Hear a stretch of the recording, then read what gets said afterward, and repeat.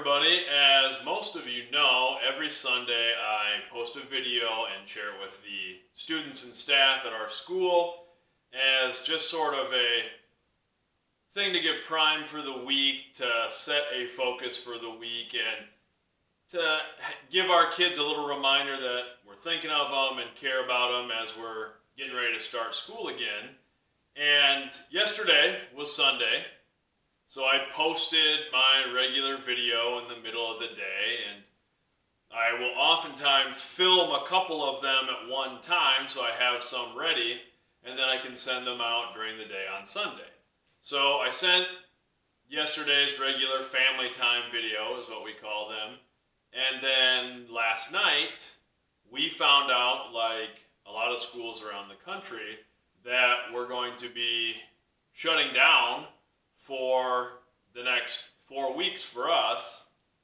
And I'm sure I'm like a lot of teachers today. I was scrambling around, getting things ready for my students, getting things ready for my athletes as we move to more remote learning and we're not in the building working directly with each other.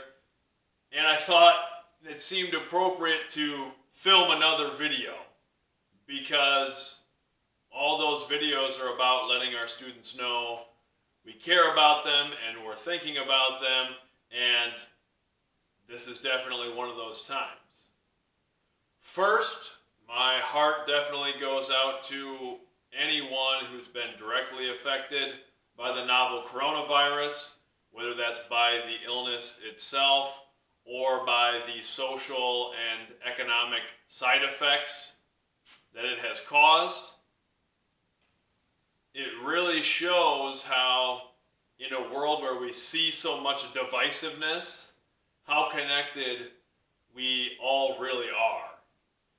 And I think of something that Mr. Rogers once said when he was talking about tragedy and said, look for the helpers. Because anytime something bad happens, anytime something tragic happens in the world, there are people doing positive things to help others.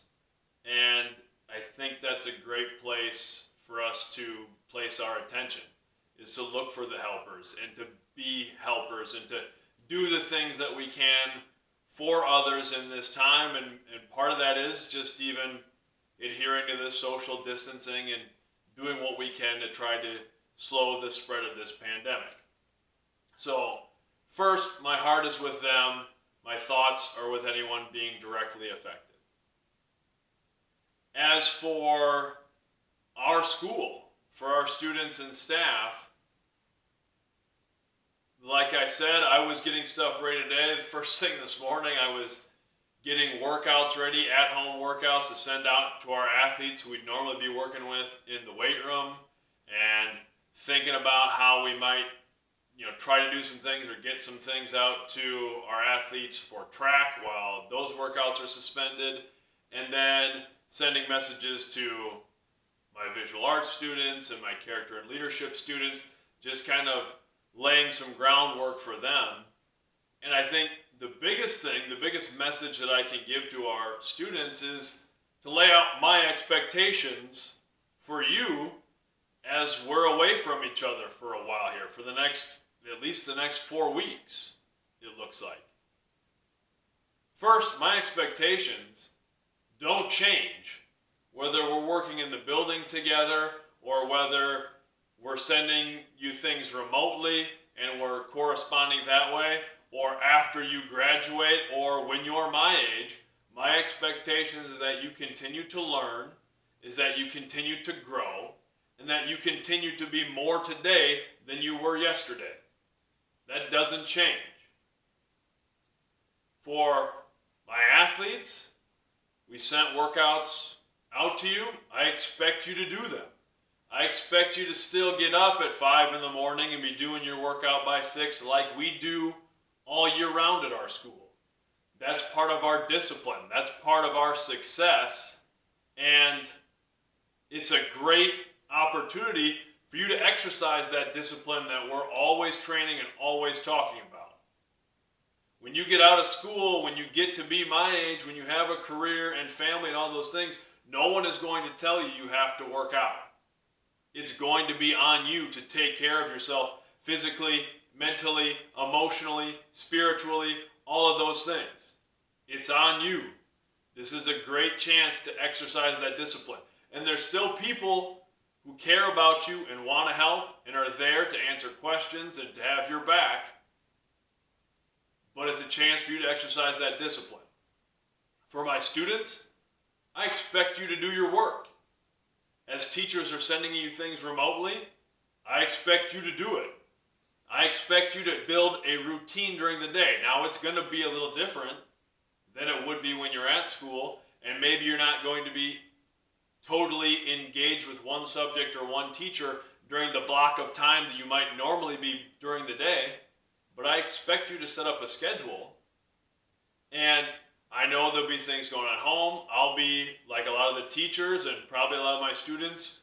I'll have my own children at home. We'll be doing their schoolwork and be tending to those sorts of things. Things are going to be different, but I expect you to get your work done, and I expect you to learn. And I mean, use this as an opportunity to learn some other things, to broaden your horizons and still keep growing. I know I'm like a lot of people where I've got some books that sit on my shelf, and maybe somebody says, "Oh, I've been interested in that book. Is it good?" And I'll say, "I don't know. I haven't read it yet." We all have some things that we'd like to do, that we'd like to learn, that we'd like to practice. Take this as an opportunity as we're staying away from social gatherings, as maybe our schedules aren't quite as defined as they normally are. I know, like a lot of my students, my athletes, and the teachers, I'm used to being in the weight room in the morning, going to school during the day, having practice after school. When we can't do some of those things, the schedule gets a little more free. I expect you to get done the things you're supposed to be getting done, but then use some of that time. Don't waste it. We talk about all the time with our students and our athletes. Time is going to keep going by whether you use it or not.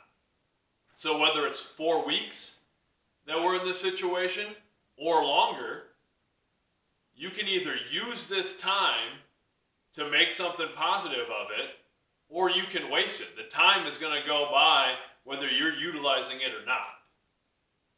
Don't just sit around and watch Netflix or scroll through things on your phone or just watch TikToks. Do a little bit of that. Some of that's okay.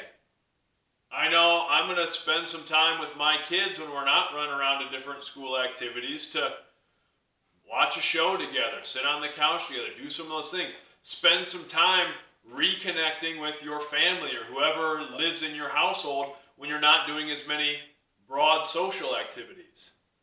Spend some time at home and focus on the people in your home. And with anything in life, this can either be an obstacle or it can be an opportunity. There are certainly people facing some really great challenges with this and have really faced tragedy because of this pandemic. But for a lot of us, it can be an opportunity to still grow, to still work on some things, and to achieve in a different way, to look at things in a different perspective, to learn and train in a different way. I think it's important to remember to all my students that you already have everything you need inside of you. It's important to have people who have your back and who are cheering you on, and your teachers and your coaches are still going to be doing that. We may not be face-to-face all the time, it may be remotely, but we still have your back and we still want what's best for you. But it's important you understand that any strength you need, any motivation you need, you already have that. It's our job as teachers to help you realize it and to help you bring it out, and this is a great opportunity to do that. Lastly, to our teachers, to our administrators, to our staff, and to any other teachers and administrators, school staff members of any kind, I know a lot of us are scrambling right now to get things out to our students and figure out the way that we can best serve them and help them in this new landscape. But to all of you, I say, keep in mind, this is what we do. We teach.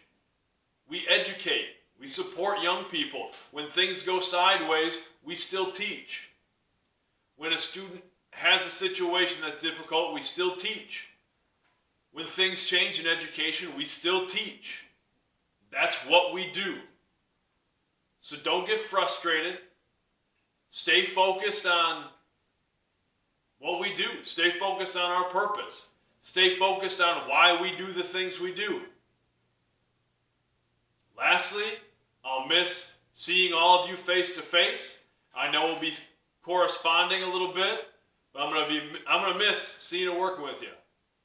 I am one of the very rare people who gets to wake up every day and do something I love doing, surrounded by people I love and care about.